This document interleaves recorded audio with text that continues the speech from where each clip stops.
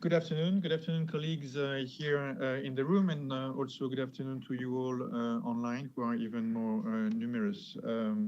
Welcome to this live OECD Green Talk on water risk hotspot for agriculture. This is a grand premiere. This is actually the first joint Green Talk between the Environment Directorate at the OECD and our colleagues from the Trade and Agriculture Directorate. My name is Xavier Leflèvre. I work in the Environment Directorate where I lead the team on water. And it is my pleasure to introduce Guillaume Gruère, my colleague from the Trade and Agriculture Directorate, who leads the work on water and agriculture policies. Guillaume will talk to you today about how government policies can help better assess, anticipate, and tackle future water risks for agriculture using a hotspot approach. We see a lot of benefit and potential in this innovative approach, and I think it's a great opportunity for you to get exposed to that and for us to get your feedback on the approach. Guillaume is going to talk to you about for about maybe 25-30 minutes on the topic. Afterwards, there will be about half an hour to ask questions. People who are online, you can send questions at any time during the talk to OECD Environment in the chat section of your WebEx screen, and I will convey these questions to my colleague. This is your chance to dig deeper into this subject, so don't be shy. Ask questions, and Guillaume will do his best to answer. So without any further ado, I'll give the floor to Guillaume. Go ahead. You have to push your button. Thank you very much, Xavier. Good afternoon to those here, and good morning to some others online. So it's my pleasure to talk about water risk hotspots for agriculture. This is a report that we released recently. Actually here, that talks about water risk in agriculture and using a new approach. So what I will do in this relatively short presentation is I will talk about the general context. What are those agriculture water risks? Why do we need such an approach called a hotspot approach? Then talk about an application that we've done at the global scale on those water risks for agriculture production, and then go towards responses that we think would be appropriate to those risks. So the first thing that I wanted to say, and sort of to set the scale, is that agriculture is facing increasing water risks. So I have some figures here from the literature on, in the indexes that show that water risks are increasing, tend to be past trends. So you see here, for instance, the number of extreme flooding events. I could have put droughts as well. There's more frequency and more intense droughts. That's not necessarily only for agriculture, of course. This is water risk in general. You have another type of water risk down here is the sea level rise. The rate of change per year is increasing, as you see. This is until 2017. It's actually data from the NASA. Then you have, on the other hand, so you have a lot of drivers that are related to climatic factors, and climate change is one of those. But you also have sort of anthropogenic factors that matter, such as the water demand is increasing as well. And it's related to potentially those events that I mentioned and those general trends about water. But you see here on the top right, a graph about the global water demand. So that's a red line. And then the groundwater abstraction. So groundwater is part of the water cycle. Of course, you have a lot of surface water, and people tend to talk about surface water. But there's also all the issue about groundwater. And the problem with groundwater has a great potential as a reservoir for facing those risks, for instance, of scarcity. You can just stock some water naturally and then get it out when needed. But there's also a lot of challenges. And one is that this abstraction leads to depletion. So the stock that you have is basically going down and sometimes not going up. So that's one of the things that sort of generates some of those risks that I'm going to talk about. And the last picture here that I had, perhaps less readable, but it's again this global water demand, but by sectors. So the yellow part is really irrigation, and this is until 2001. Irrigation was the main driver, including in OECD countries for water demand. And still is in general. But what we see and we project, I didn't put any graph of projection here, is that the share of irrigation might actually is going down. So there's other sectors, the urban sector, the industry is actually growing, and the irrigation proportionally going down. So, there will be more competition, and agriculture will have to face this competition. And that's part of the water risk. So we have a figure in the report that tried to sort of summarize those risks for agriculture. What you need for agriculture production, this is the green box in the bottom, for rain-fed crops, whether you need some rain, of course, and it needs to be relatively stable. Irrigated crops, you need the water that will be helping you produce your crops. And then livestock, of course, needs water. You need reliable and sustainable fresh water supply if you want to have production to continue over time.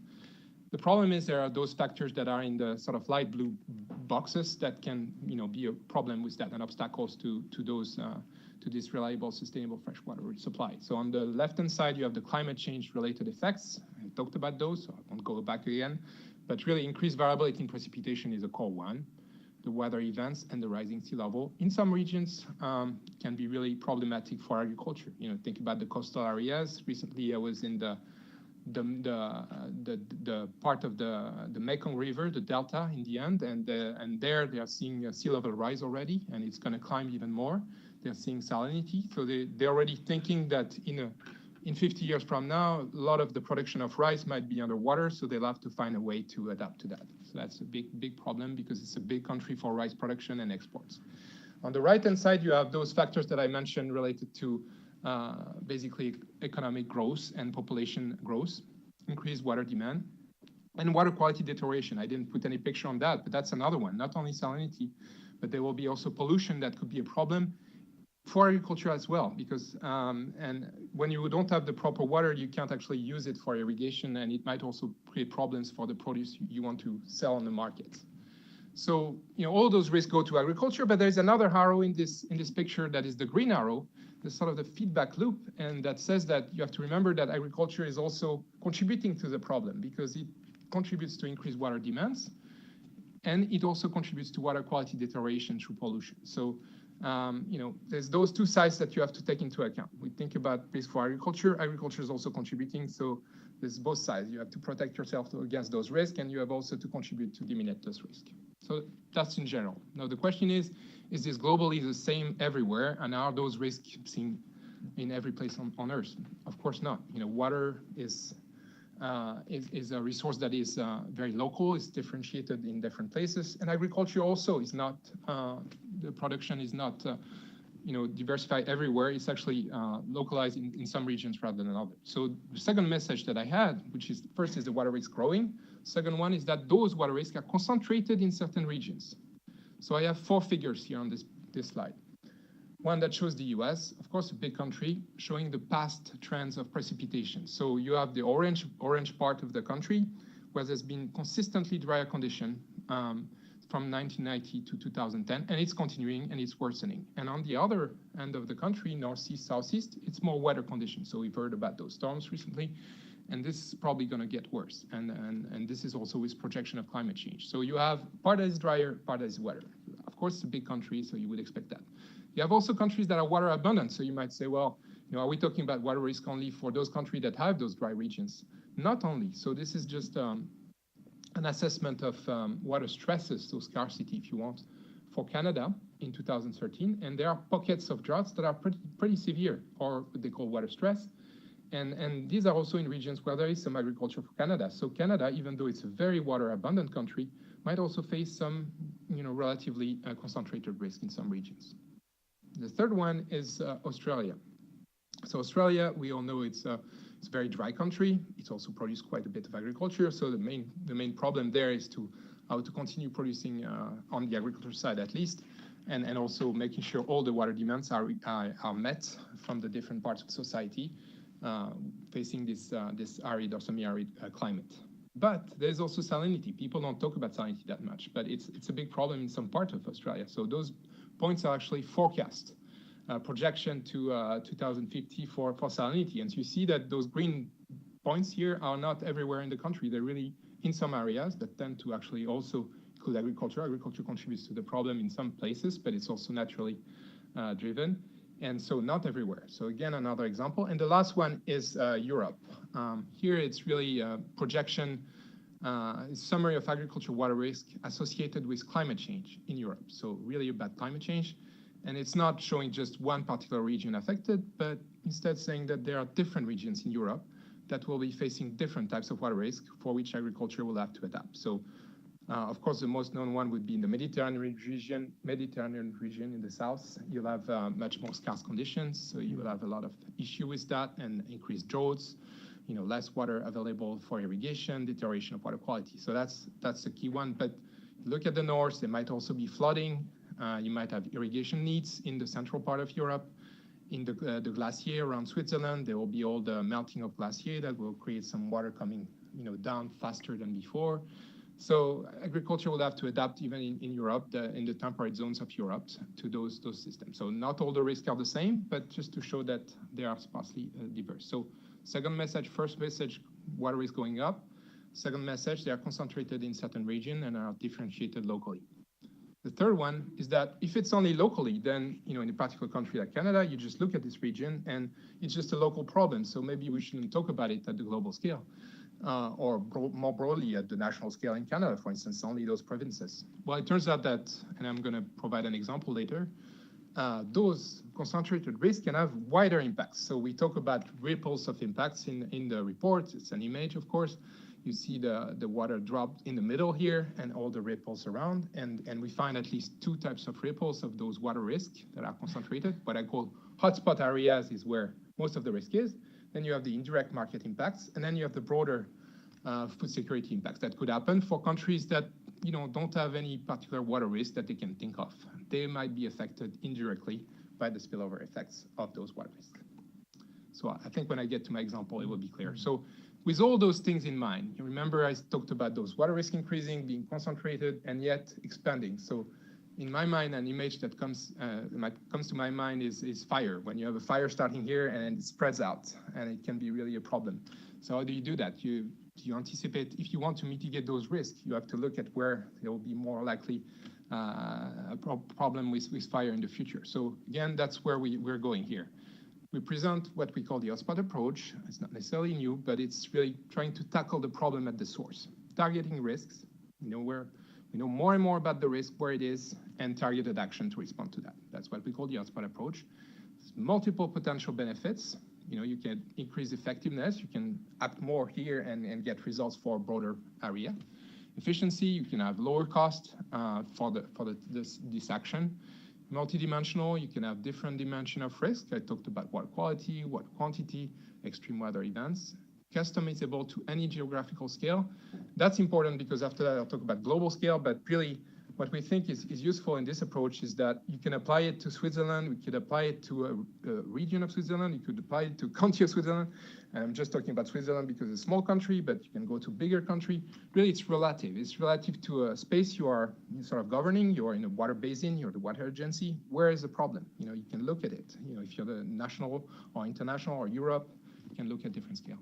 And of course, it could help governments deliver results at lower cost, which is something that we're interested in because governments also have squeezed budgets, and so there's a lot of priorities. Water and agriculture could be one priority for government, and I know the G20 this year had a big speech and declaration and action plan that they've agreed earlier this year on water and food security. So there'll be potentially some action, but there are also other priority for agriculture ministries, for water ministries, etc. Of course, not the only one. So if you could do better with a lower amount of expenses, that's a good news. Of course, you can applying this approach. Still, there are some conditions. You can't do that everywhere. You need to know where those risks are. I mentioned some of those trends that you have. I think there's more and more knowledge about that. So I think it's going to be more and more usable, but you don't want to get into a hotspot approach if you don't know where you're going, because if you spend more time and investment in one area, which turns out to be the risk area is next door, you're going to be in trouble. And of course, you have to know that those risks are where concentrated. So on the left-hand side, I have a bit of a technical figure, but really it's a profile of risk. So you think about a mountain, and the hotspot is where do you cut the mountain? Do you cut it high? Do you want the hotspot to be really localized where the risk is the highest, or you cut it a bit lower? And you have two types, those red areas, two types of hotspots. So it's a bit safer in a way, but you have to invest in those two places. So that's one of the key dimensions of this hotspot approach, really defining your problem, seeing how do you identify those hotspots, and then where do you cut? Where do you stop? And you might want to also adapt. You think the risk is here, then in 2 years you realize it's broader, so you spend more on this area, and then you go narrower the year after, etc. So now going to this application that I mentioned before, that probably will help understand what I talked about a bit theoretically. So in this report, we try to look at global agriculture production. Take the perspective that you come from, you look at the future, and what you might be interested to know is there is all this agriculture production projection in the future, but this is what risk we hear about, but where really is the problem? So we look at agriculture production volume. We don't look at food security, vulnerability. It would be a different exercise. We really look at volume of production globally. And we try to identify those water risk hotspots with a particular method that has limitation, but also has advantages. The thing we do is that we look at water risk on the one end, and then I'll talk about agriculture projection on the other. To set up, our index of water risk, what we did is that since we didn't have our own, modeling, we couldn't really do our own modeling scenarios, but also we thought there would be some limitation by doing that. Assuming one scenario means it's not another one. We thought we would use what exists in the literature, a bit like IPCC does look at, for their climate report, they look at a lot of different reports and try to gather the evidence from that to get a confidence on what could happen in the future. So it's a bit similar. It's sort of a meta-analysis of studies. So we took 64 studies of water risk in one way or another, global, and 120 observation. And then we look at each of those are global. So where do they see, which are the regions where they see there will be the highest risk? So we look at the highest risk categories for each of those papers or observations. And then we count as one if they find that, for instance, China is the country where there will be the highest category of risk. Then we do the same for the next study, and we find India is number one. So, and then we get to the frequency of those observations, considering that the country is facing high water risk in the future. And there are different types of water risk. We look at water quality, water quantity, sea level rise, blah, blah, blah. So that means we look at a lot of different dimensions. So it's a bit weird for some people to bring all those dimensions together. But then on the other end, we're perhaps more robust than just looking at one aspect, which is water scarcity, and just focusing on that. So that's, it's both sides of it. And this is the map we get. Darker is the highest index, meaning the more water risk, basically. So you see the Mediterranean region is pretty dark. You see part of Latin America as well, South Africa, Australia, and you see those three countries that are the darker, which are China, India, and the US. So I'll talk about them later. The other thing we do is that since we talk about agriculture is how do you project agriculture production? And we need agriculture projections that don't account for those water risks. If they were embedded into it, then we couldn't really mix those two types of index. So we use baseline projections, one from the OECD outlook, the FAO OECD outlook, to 2024 in this case, and then another model called the impact model of the International Food Policy Research Institute that looks to 2050. And we look at really those baseline scenarios as saying what would happen for those markets in terms of production of 8 major agricultural commodities. I mean, we include fruits and some of the major ones you'll see after that, the type of commodities that we look at here, the cereals, the maize, the rice, et cetera, et cetera. You mix those two indicators and you get to the results that are on this map, which is our index of agricultural water risks. So of course, I've said before that our water risk was really more prevalent in countries like China, India, and the US.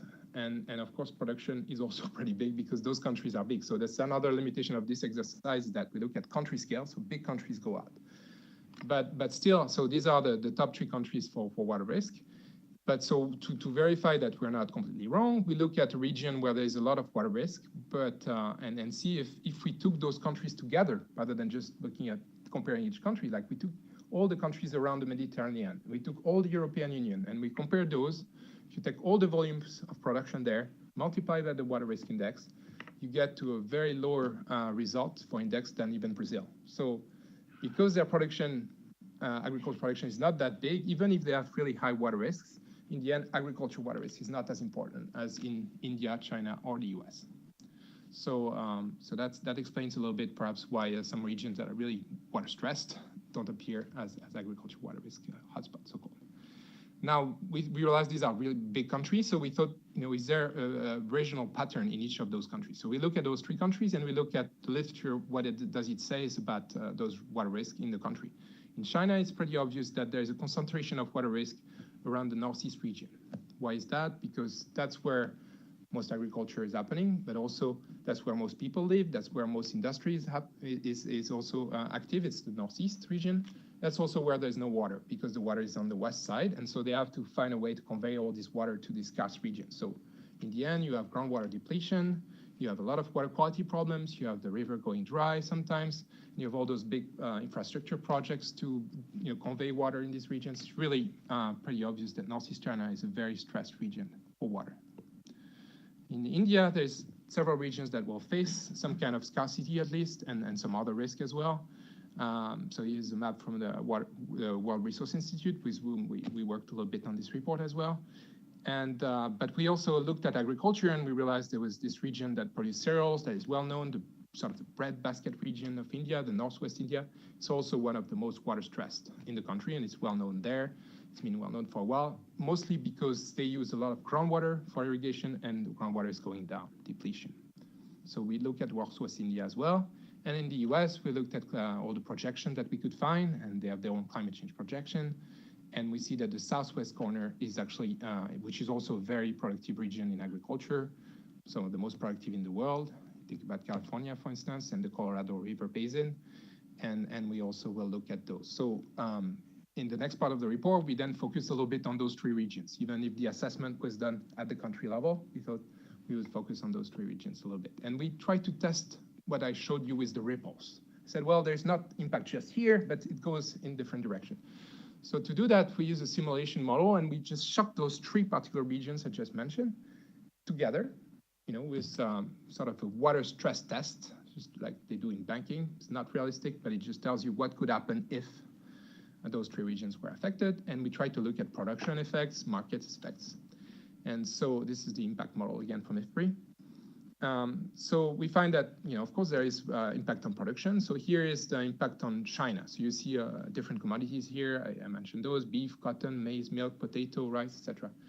And the bars show the production going down by 2050 if you gradually and relatively slowly reduce the capacity of irrigating in the north, just in the northeast of China, not overall. So that's the result for nationally for China, just shocking northeast. So you have some relatively significant drops in production for some of the commodities, not all of them.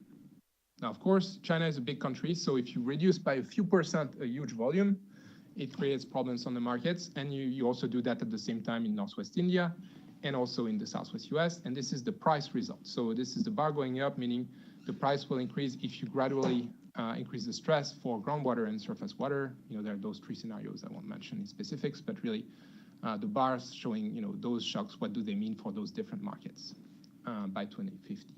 So again, you see that there is impact on production.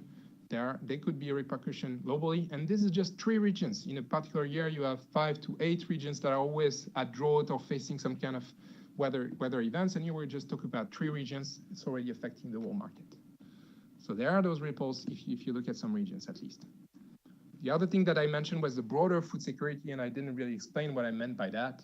So it's not specific to those regions in this case, but we really looked at the literature to see there's other types of indirect effects, not only just market and trade and prices, etc. And we find at least different, evidence of different types of phenomenon that are well known. First is the foreign land investment.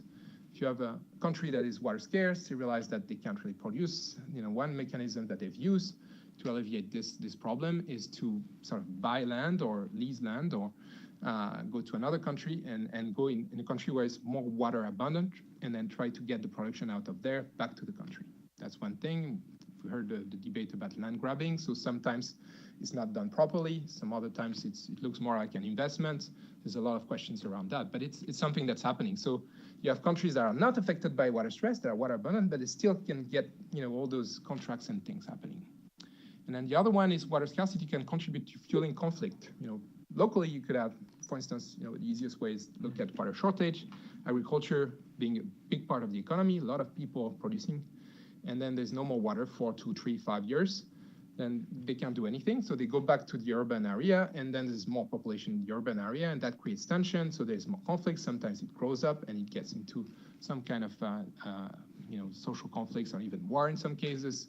And that can spill over in other countries, security reasons. You can even have also migration. Not to say that it's the only reason, it's one of the factors that might have contributed to some of the problems that we've seen lately with migration.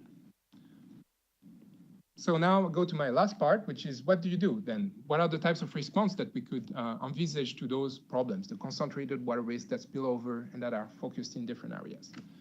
One thing is we think that first that farmers and agro-food companies have a role to play in hotspot location. It's not only governments that should step in and do the work because it's not going to happen. Why is that? Because think if you were thinking as a farmers, and again, I'm thinking more about OECD farmers here, but you can think about different contexts.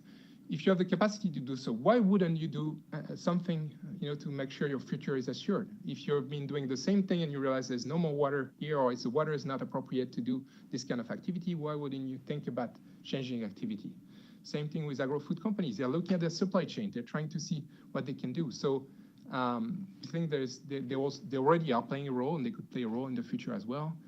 However, what we see also is that there are two different risks where, their reaction might be different. So we look at the risks that are sort of so-called imposed on farmers or exogenous. So think about those drought, that meteorological drought, those that come with, they are not controlled by anybody, or the storms or the hurricanes or all those different events, and they have to adapt to that.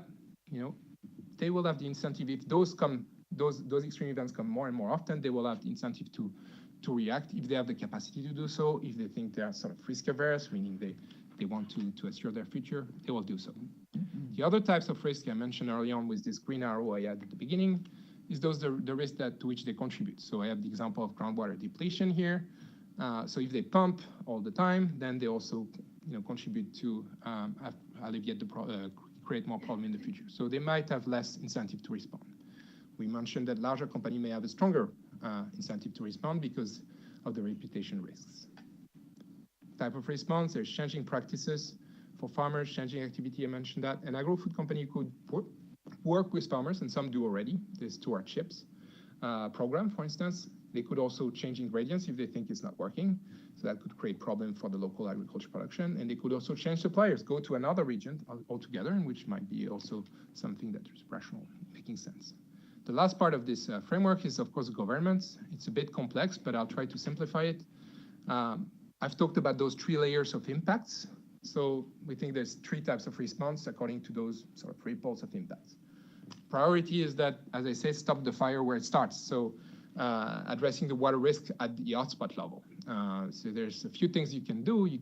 Some countries have already looked at new types of targeted programs in this area. Extension, think about information that really goes to what the farmers can do to respond to specific risk here.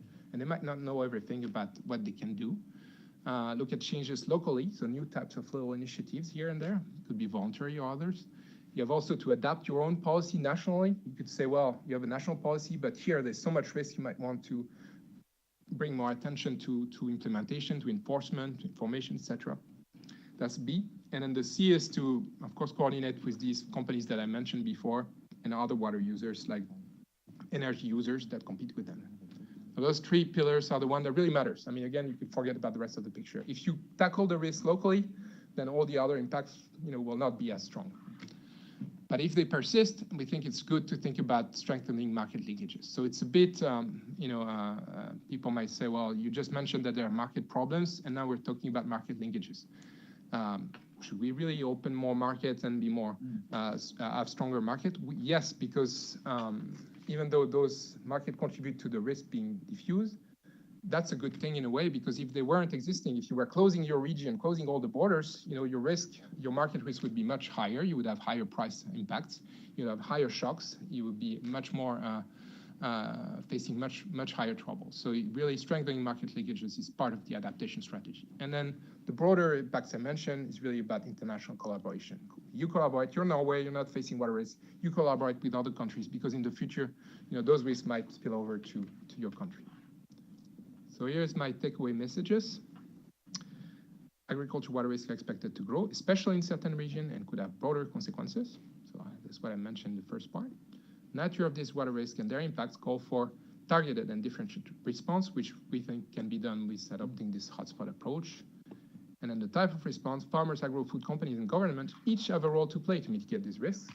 governments in water risk countries and regions should review their agriculture and water policies. I didn't mention agriculture policy, but it has a role to play. You have to make sure there's coherence here and introduce targeted action where needed to mitigate future water risk.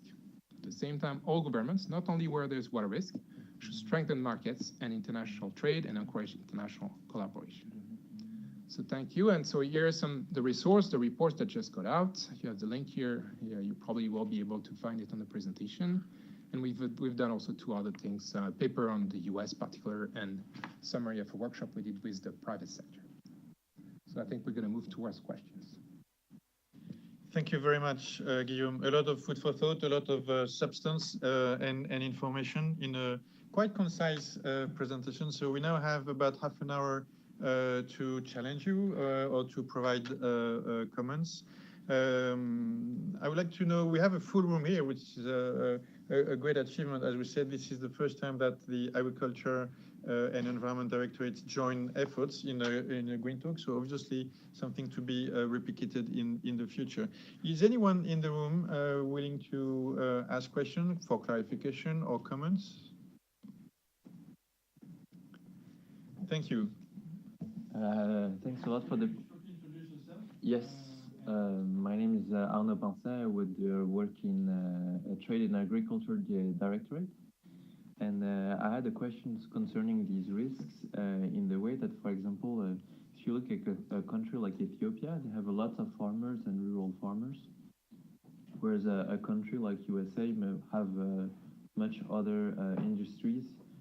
So what I was wondering is whether you took into account, for example, the exposure of a country to the risk in a way that the USA will have some market capacities to absorb and also to go to international markets compared to countries which seems to be less risky, as we saw in the map, like mostly African countries where most of the population is relying on agriculture and especially subsistence one, and they might not really have access to markets.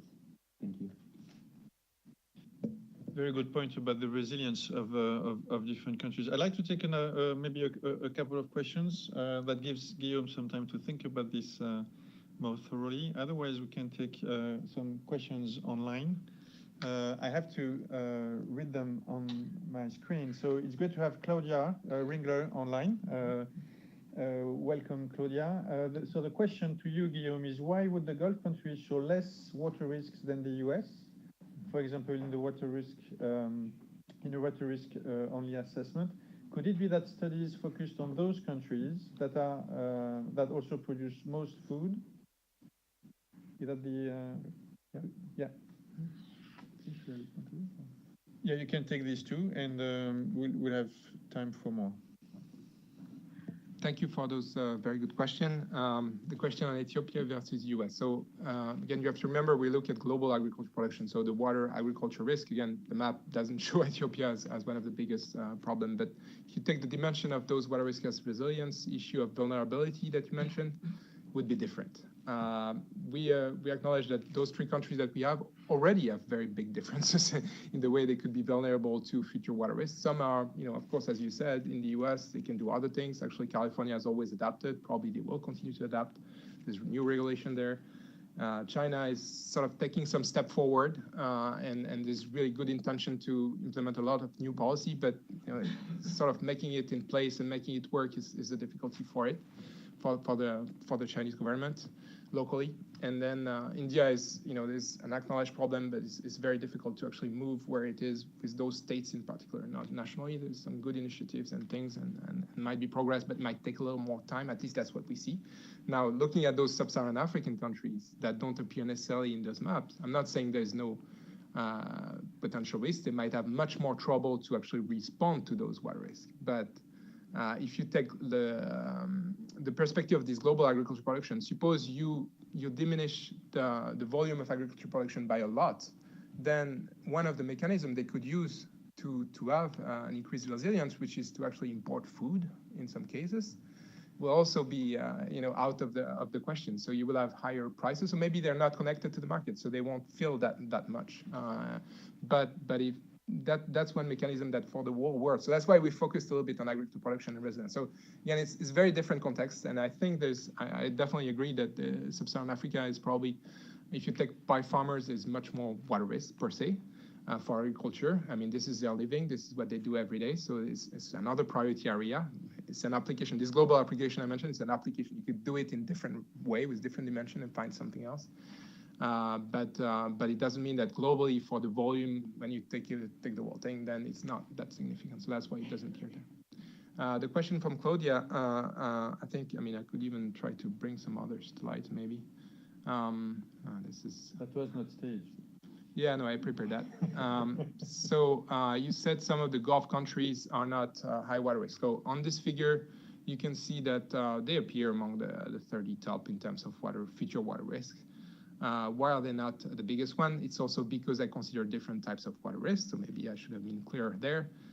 Risk of water excess. Abundance is not a problem that they face that much. I've looked at some studies, and I try to get a very comprehensive view of a number of studies that look at all types of water risk and not just looking at scarcity. And in this regard, you know, the China, India, and the US have much those gray bar that you see here on the left-hand side, much bigger than, of course, in Iraq and Kuwait. So that also contributes to the index being higher. So it might be looking artificial, but if you take all the concentration of all those different water risks, they may face less. So that's the question. Of course, the coverage of those studies, you would expect that they are perhaps bigger or more focused on those countries that are well known.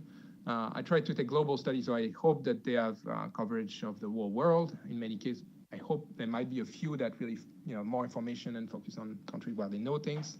But I don't think it's a huge bias. It is one, but it's not the biggest one I could think of. So, other questions? Thank you. Other questions in the room? Yes, please go ahead. Could you please introduce yourself?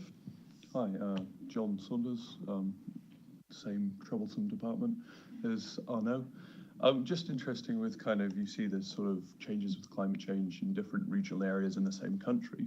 I mean, just have you considered, or what do you think the likelihood of sort of migration of production areas to kind of less water scarce? Do you see a big change in these are the main areas we grow these crops, or that sort of migration from the production side? I mean, have you considered that much, or what have you sort of found? Thank you, really good talk. Sorry, I was reading other question at the same time. I think there is another flag here in the room. Please go ahead. Thank you. I'm Gwen Debo from Guillaume's own team in NRP. I was interested in the chart you showed about analyzing and doing the hotspot analysis, and what's really important is to know where to cut your analysis to pick your hotspots. If I was a government trying to implement a hotspot analysis, what guidance would you give me on how to actually make that decision about where to appropriately cut to do my hotspot analysis? Thank you. All right, I'll take those two. Thank you very much. So the question on migration of production, I mean, we don't model that, but we are aware that this would be a mechanism that will probably happen. It's already happening in a way in some countries where it's more advanced and there's adaptation already. Thinking about, in particular, California, maybe because I know it a bit better than other places. You know, California is where is the biggest dairy state in the US. People don't think about that. They think about the dairy belt, but it's not. It's really, that's where all the dairy production, the most of the volume is here and the value is there. Well, they're already thinking that with all this water scarcity and issues with pasture and issue with feed crops that might be more expensive, that, you know, it will move out of the region. It moved in, and it might move out, and they're already thinking about that. So practically, if markets work and if, you know, the signals of those water scarcity, you would have an adaptation towards crops and activities that make more sense, or at least higher value for that region in particular. Noting all the condition that they have in place, because water might become more expensive if they get desalination, reuse, other types of mechanism, even groundwater might be more expensive with regulation. So they'll have to adapt, and therefore those that do those activities that are not well suited will move out. So I mean, we discussed that a little bit here. There's also another example I can think of is that of Saudi Arabia. At some point, they were thinking that they should be sort of self-sufficiency in some regards, so they produce wheat in the middle of the desert using the groundwater. Groundwater there is basically non-renewable. It's not fully non-runnable. There's some, bit of water going down, but not that much. And it takes a long time. So therefore, didn't make much sense. And so after a while, they realized that it's not a good strategy. So they moved towards thinking about, using their assets to import, or in some case, buying land outside, which could be good or bad. But again, it was a migration of production because, they use the wheat from elsewhere. So it's happening already. That's what I wanted to mean. The second question, the threshold, again, very good question. I don't have a perfect recipe. I would say that if you have, your assessment of the robustness of where the risk is what should be your criteria. If you know that, all your scientists and the people that know about those water risks and where are they concentrated, you have to see where. So this is the area. Now, we don't want to we're sort of risk-averse government. We want to also make sure we're not making wrong choice. So we might open a little bit the threshold so that the region is bigger. And we might also look at, because administrative reason, we only look at one province, or we look at one water basin. It makes more sense than just saying, well, we're going to look at this part of the water basin. There's all of those connections.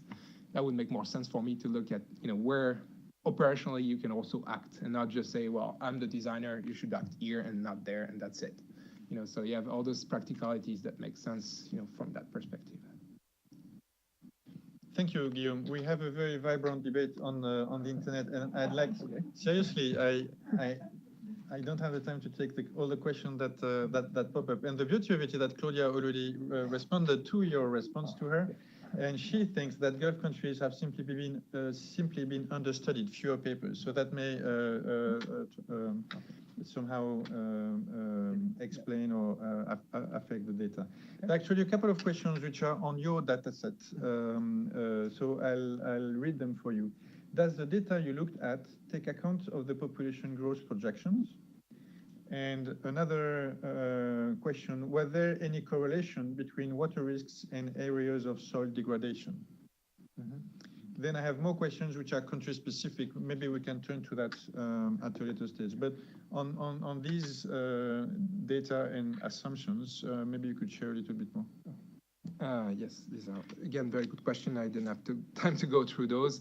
The population growth projection, when we do those water risk assessments, the water risk index, a number of those studies take into account population and water demand, and they focus on that in particular. So it's already sort of embedded in there. But more importantly, in my view, on the agriculture side, the baseline projection are taking into account of economic growth and population growth, etc. So I'm not really, I didn't look myself into that, but I use indexes and those projections that actually account for that. And then they don't account for all the factors, but they account for that, the environmental factors, I mean. On the water and soil relationship, I mean, I can't remember if there is many studies, but I think maybe a few studies look at this water and soil connection. There's quite a few studies I looked at, so I can't remember by hand which one it has, but it's not necessarily the focus of what I looked at. And the global study, again, when you look at this picture that we have right there, you see that it's a lot about water shortage. It's a lot about some particular aspects of water risk and not others. So I gather that soil might not also be the focus of a lot of those studies. So that's another limitation. If you take a pool of data from different studies, they're all in English. Again, that's another limitation. You might just miss some part of the literature that look more technically at some aspects of it. And so that's, I acknowledge limitation for sure. Thank you. I think it brings, it's a clear response to the questions we got. I have two questions on specific countries, and I know they're on your wish list. So the first one is the US. So I'll read out for you. It seems that the water risk in the US is based on conditions in southwestern US. What about the large and important agriculture areas of the rest of the United States, such as the Corn Belt?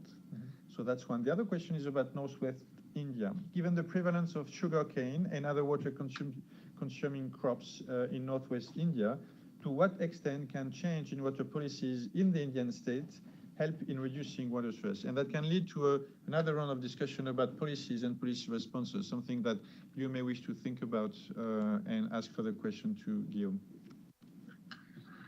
Okay, so for the US, yeah, of course I focus on the Southwest, and because that's what I found in the studies, and that's what when we talk to experts, that's where the most prevalent risk is. The Corn Belt might be affected by water risk, but it's not as prevalent as in the Southwest.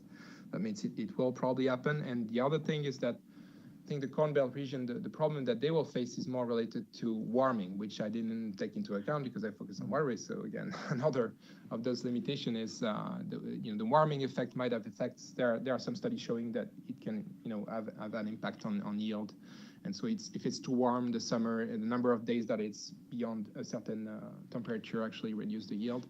So that might be something that might be more problematic to them than the water stress, because they will have, as I showed in the map, the trend is that more water on the right-hand side. There might be some flooding. The Midwest is sort of in between this very water stress region and the water humid region. So they might not be as exposed to it. Northwest India, yes, there are a number of crops that don't seem to be necessarily appropriate from the perspective of water risk and groundwater depletion. What steps could, the question was about Indian state policies, right? Yes, so, the response at state level. The response at state level. Well, this is a tricky question. I'm not sure I can talk on behalf of the Indian government, but there's a lot of leverage to state to try to do better. It's difficult because they've sort of set up a system where they are sort of blocked now in terms of electricity subsidies in particular. And so they're trying to find ways around. One way of thinking about, there's a system where the signals for farmers might be that, basically water is free, even though it's more and more scarce, and or it's not free, but it's very cheap. And so the question is, how would you change this? There might be some way to incentivize using, different types of activities. This is a region that produced traditionally, for a while, for decades, has been producing rice and wheat. So it's going to be difficult for them to change. There's also the price signal. They might also have distortion on the price of those commodities. So they are incentivized to do so. So it will be difficult to change the system. I'm not saying it's impossible. We discussed that a little bit in the report.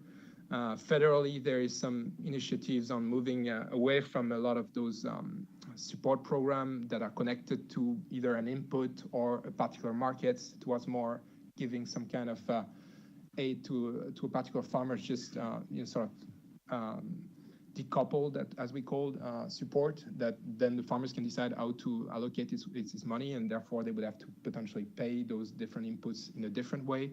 That might be a way, but as a pilot program, there's a problem that this initiative might happen in the federal level, state level might have different imperatives. So, and there might also be some incentive to move those rice and wheat perhaps in other parts of the country. I don't know much more about that, but I think there's at least ideas and exchanges and some pilot programs that are promising in some respects. So.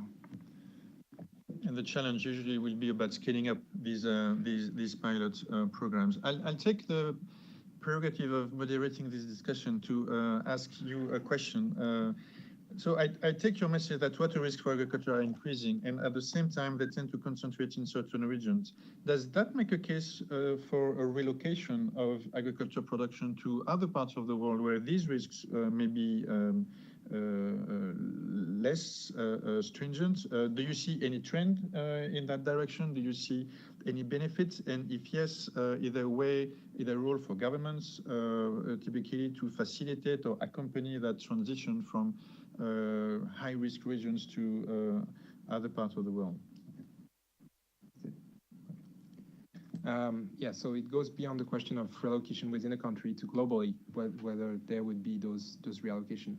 I mean, I think, if the signals were the same, if each farmer was accessing water in the same ways and was able to, when there is water abundance, of course, use this water abundance and rain-fed production, and in other places, irrigation, they would have the same signal, based on the level of scarcity they had. Then you might see a different allocation of production around the world, but it's not happening. So there is a lot of different policy and market distortion that makes it, the way it is. Now, whether it's moving, whether it would be a good way to move those crops in different areas, probably. The question might not be that easy. One thing you can think of is some of those crops might actually, there might be some countries deciding to talk about developing a new types of crops that they've seen very successful in other parts. So I can think of only one example. I don't know if it's a good example, but I know that in Australia, they've talked for a while about getting into the almond market. Australia being a water scarce country, and California also being the center of the world in almond production. I don't know if it's a perfect example, but there is some movement because they see that they also have the technology and they are able to manage water so that they could actually produce those very high value crops that are nutritious, etc. So this is a trend I've seen. I haven't seen many other change of activities or production. I think part of sub-Saharan Africa for a long time, everybody has said that, the climate there, the soil there, the resource there, sort of a belt of sub-Saharan Africa is very suitable for a number of production activities, but it's not happening for many other reasons. So and that could be extremely productive. It could be the new Brazil, and some people say. I'm not saying it's going to happen, but there is some potential there, of course. But there's all those other conditions, the governance, the way they consider agriculture, that sort of limit this evolution. Thank you. Because I'm not an agriculture expert, I always feel a little bit on the edge here. We have Matthew. Please go ahead. Matthew Griffiths from the Environment Directorate. First of all, thanks, Guillaume, for a really interesting presentation. On the risk mitigation, again, it seems water scarcity is the big issue there, and I wondered if you're seeing any trends around new technologies and anything emerging with regard to water efficient technologies or metering, and what you're seeing in that area. So yes, there's more and more use of so-called water efficient irrigation technologies. The problem that we see, and somehow I had a workshop a few days ago that discussed that, is that those types of techniques can be good for farmers, because you can use water more efficiently, so the water goes directly to the plant. You can actually get more yields, more income, but at the same time, there's a problem with what we call the return flows. Because when you actually increase this efficiency, so you have part of a river, you take a quota of water. Currently, you don't have an efficient system. So you use it for your plant. You produce that much. Some part goes back to the system. When you're in a scarce area, it's important because it goes back to the river. Then the next person in the river will be able to use it.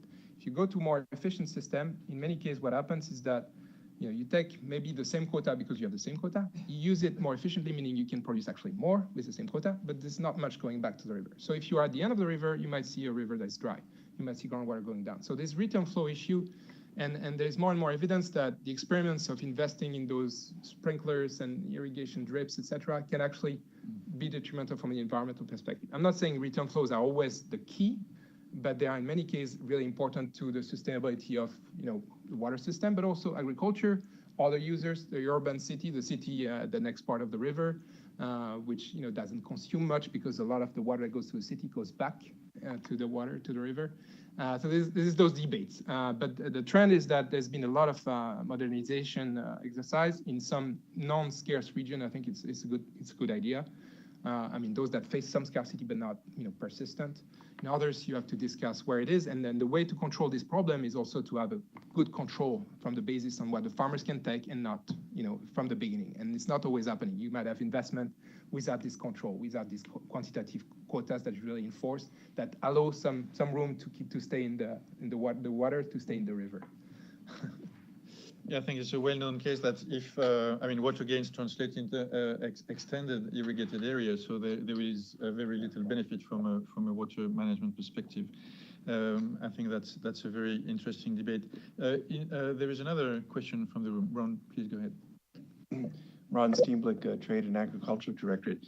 That was really an interesting point you made there, Guillaume, and it got me thinking that it might be interesting to do some case studies in some of the areas that are generally dry, like California or something like that, and look at the demand in the whole basin, and particularly what's currently used or lost through power generation, because traditional power generation, you might have cooling towers, or if you have cooling towers, for example, a fair amount of that is evaporated and lost.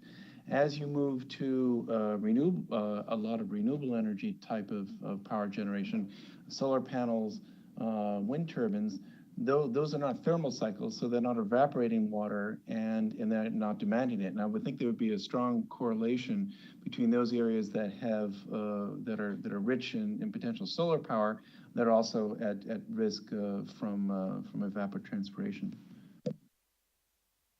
these are excellent points.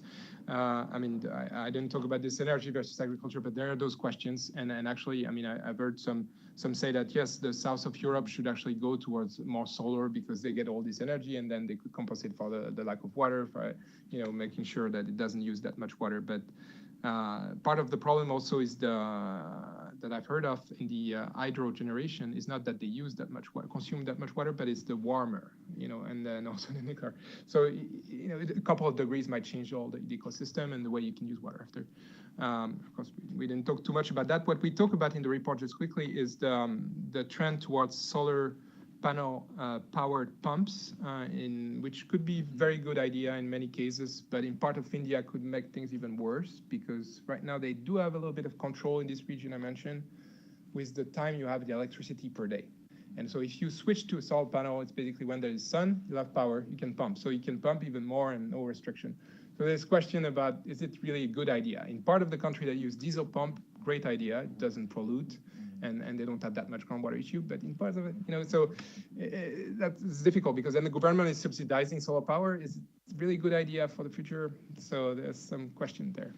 So it's quite interesting. We have quite a few questions online, which we may not have time to address in the context of that session. But I noted that we had a few participants online, quite a few who come from the corporate sector. In your presentation, you allude to the role of agro-food industry as a key player that can make change happen and mitigate these risks in an efficient way. Could you elaborate a little bit more on that? And I think that would be relevant for our corporate, our participants from the corporate sector. Yes, we had some kind of a workshop where we invited some member of the agro-food companies to discuss how do they manage water risk and how they could interact with governments. I think some of them are already doing, trying to make efforts to assess and mitigate those water risks. This hotspot approach was used in part of the corporation before we even talked about it at the OECD on government side. It was sort of an inspiration for me. But you know, not all actions are the same. Some water stewardship are more serious than others. Some companies are more involved in the long term. They come in a region where they produce, they realize there is a problem. Then they work with people locally. They spend time with university, with researcher, with all the different stakeholders. They don't impose their view, but then they move towards a basin solution rather than just saying, well, this is the 5 fields where we work and we need those tomatoes. And so we're going to work with those farmers and then the other ones can, just basically continue what they're doing. It doesn't work. Think about groundwater, think about water quality, think about all those rivers that I mentioned. You have to work at the basin level. So they need allies, and there's this sort of an NGO community that work with those companies to make things work better.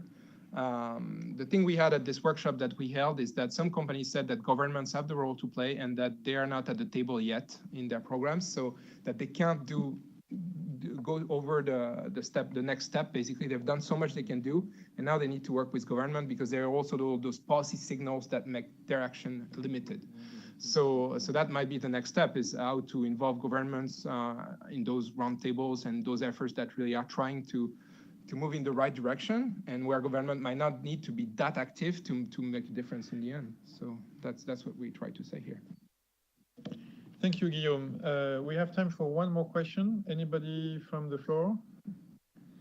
Otherwise, I have a specific question on your former slide, which are country-specific. I can put it on screen, this one. It's a question about Argentina.